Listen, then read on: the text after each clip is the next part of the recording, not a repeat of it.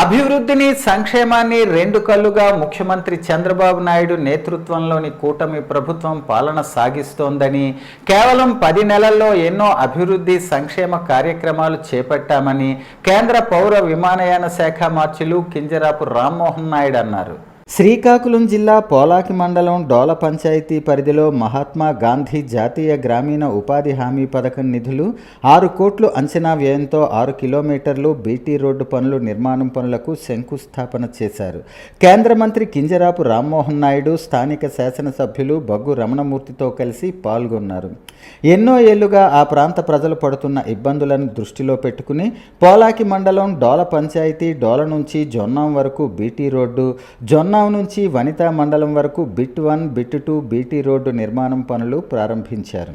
అనంతరం కేంద్ర మంత్రి కింజరాపు రామ్మోహన్ నాయుడు మాట్లాడుతూ, కూటమి ప్రభుత్వానికి అభివృద్ధి సంక్షేమం రెండు కళ్ళు అన్నారు.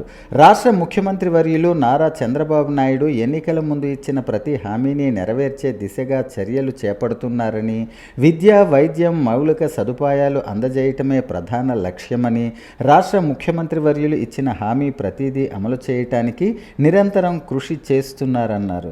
ఈ కార్యక్రమంలో 4 మండలాల కూటమి ముఖ్య నాయకులు, కార్యకర్తలు, పలు శాఖల అధికారులు తదితరులు పాల్గొన్నారు.